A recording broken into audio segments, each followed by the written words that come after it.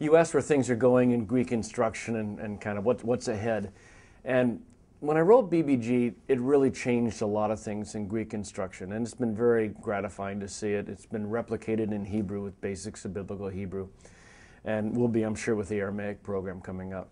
And it's been good to have a core and then to support it, to build all the stuff around it, even into second-year stuff. In one sense, it's been kind of gratifying. I wrote the graded reader because there just wasn't anything like it. And now there's graded readers all over the place. And so people are seeing the value of the approach. And ultimately, my goal is that Jesus be glorified, and he's glorified partly through our learning and growing. And so if other people want to write graded readers, that's fine. It doesn't, as long as people are learning and growing, that's the most important thing.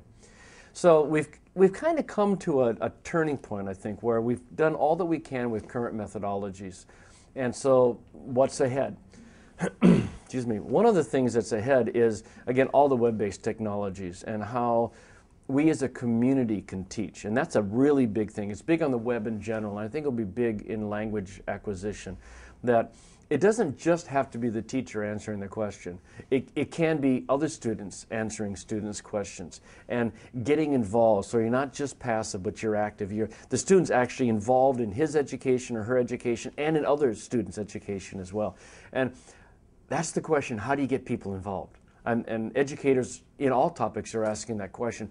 How do we go from being passive to active? How do we, well, get involved? And one of the things that I'm working on, and it's going to be coming out more in about a year, is not so much just going from English to Greek, but trying to employ all of our senses. We teach Greek as a dead language, and we can't do that any longer. We have to resurrect Greek. So by dead language, I mean we learn to read it, nothing else.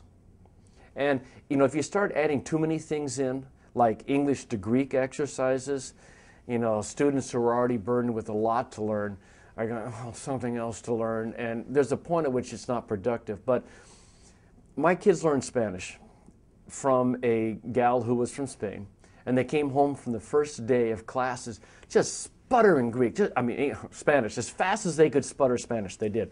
I'm going, how can you learn that much Spanish in 1 hour? Well, she had taught them the phrase, my hair is, and then all the different colors. And so they were saying, my hair is green, my hair is black, my hair is red. And that really hit me because first day of language class, they were having a riot. They had learned words. They had learned grammar, syntax. I mean, they had learned unbelievable amount of stuff in 1 hour.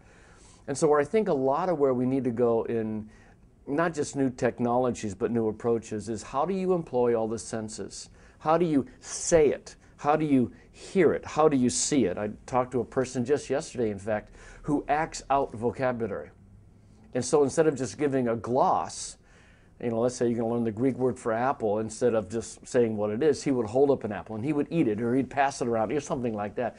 How do you employ senses in learning vocabulary or syntax? And so we're learning to sing stuff a lot now. I mean, these are all great movements. I'm having a riot these days working on Kids Greek. It's a website I'm building. It's a curriculum for 4th, 5th, and 6th graders to learn conversational Koine Greek. And then what I'm learning there, I'm pulling into BBG and into the website.